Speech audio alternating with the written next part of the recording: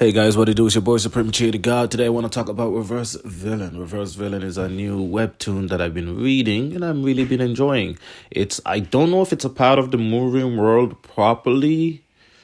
If you go to the Flash, like the first two chapters, it seems to be, but then it completely deviates once the actual story starts. So I'm not too sure if it's in the Murim.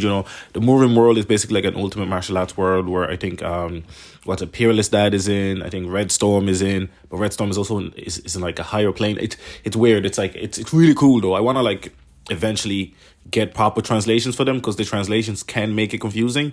The Reverse Villain is fairly well translated, so I get everything that's happening. Peerless Dad is also really well translated, but I know Red Storm sometimes isn't, and it's like at the most crucial things, and then you read 5 chapters later, you fucking confused, like where, what, how, huh, and the Murim worlds usually all connect, so yeah, it's really interesting. It's something that I really want to get into and get about. But there's multiple authors, but those like key characters that don't change, those like key rules that don't change. It's really interesting. But I love to like know more about it. Anybody knows about it or knows a video about it, link it in the comment section because it's something I really want to get myself into and delve into. But anyway, Reverse Villain. So it's this guy Jung Woo. He's stuck in a reincarnation cycle. He gets mollywopped every time. Well, he doesn't actually get mollywopped. The first fight he does, he gets absolutely mollywopped. Basically, he gets super strong, tries to take over the Morim world, which is basically the martial arts world. And he's become super strong and he's close, in his mind, close to achieving the goal of taking over the world, the Morim world. And then he meets Shin Ryung, who, because Jung Woo is basically, he's evil. He's basically evil, right? And he goes about doing these things in a very, aggressive way. He'd slaughter you, your family, your friends, whatever. He didn't give a fuck. And then just when he thinks he's about to reach the pinnacle, Shin Ryung would come through, kill him. Every single time, 5 times over. So basically, he keeps reincarnation thing because his will to take over Murim is so powerful, and maybe to do with also the strength that he got to, that he already transcended, like, death. You know what I mean? In a way. So he keeps coming back, and almost reaches the pinnacle just to get defeated by Shin Ryung over and over and over and over and over again. Now, I think the cycle took way longer than usual. And I think Shin Ryung's cycle also, and Shin Ryung, whenever he kills him, he basically commits suicide as well. I think because that way it ensures that they both come back the same day or the same time, by them dying the same time. I think something like that, but he basically connects their fate in that way, it seems. And basically that's kind of what happens. Shin Ryung every time defeats him. And even when Jung Woo thinks that he defeats Shin Ryung, he ends up, he got poisoned. He got this. He did his ultimate move. But it always seems like Shin Ryung always makes it seems closer than it is. Like, especially the first fight, like Shin Ryung overwhelmed him, essentially. And then decided to just do a move to kill the two of them instead of just killing Jung Woo for some reason.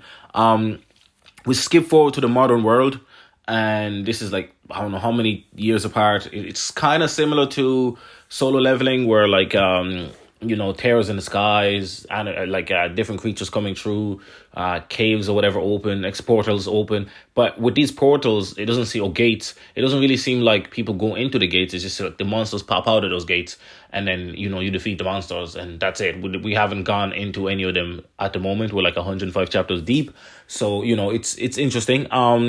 But I'm gonna try not to spoil too much. But basically, he's a villain that like, because he's born in a modern world and has a family and isn't in like a war-stricken world where he was born previously, he still has this cunningness and this, snide, connivingness and whatever. But he's different.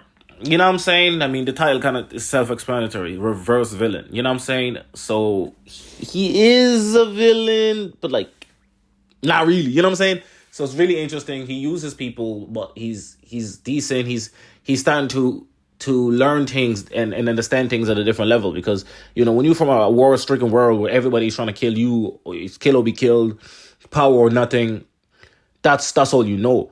But this time he doesn't want to like fucking die again, but he does want to get strong enough to beat Shin Ryung. That's his only goal this time. Instead of taking over Murim, He just wants to get strong enough to beat Shin Ryong because there is no more Rimworld anymore. So he's like, fuck it. I'ma just make sure, still train like crazy, make sure to get strong enough to beat that motherfucker. And because he's already like lived so many lifetimes and he was always super powerful in his other lifetimes, he's super powerful here too. So yeah, it's worth a read. Very interesting. He is, I think, why I prefer it from Solo Leveling is he has personality.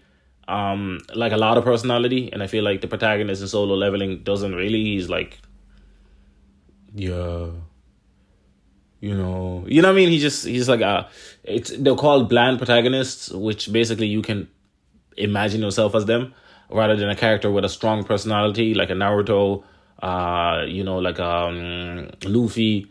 Those characters you want to be them. You know what I'm saying? But you're not them. Like, like these motherfuckers have like a belief beyond belief. You know what I'm saying? He's kind of one of those shonen protagonists in that regard. He has a very strong personality, which I fuck with a lot. And I think that's why I enjoy reading it. Because I like personalities. I like characters with nuances and da da da da da rather than just I'm gonna do this. You know what I'm saying? Yeah, read it. Reverse Villain. My recommendation of the week. I'm gonna try to go back to these weekly recommendations if I can. I just been really tired, falling asleep daytime and shit. I'm almost falling asleep right now. I'm not gonna lie to you, but I'm gonna try not to. Go read that shit.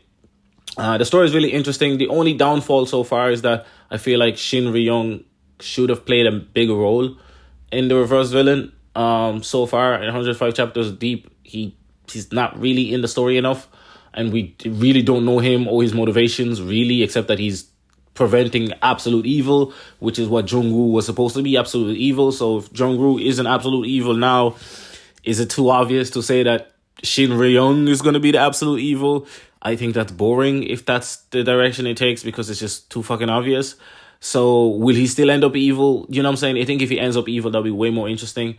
Or if somebody else ends up evil and Shin Ryong and Ju-won end up, collaborating in order to defeat it. Something like that would be awesome, but I don't know. I'm gonna enjoy what I can, and if the ending fails, it fails. If it doesn't, fuck it. You know what I'm saying? Game of Thrones and the likes already showed me like endings could potentially suck, but if I enjoy most of the story, fuck it. It is what it is. It's been your boy Supreme Cheer to God. Make sure to like, comment, subscribe. I'm out.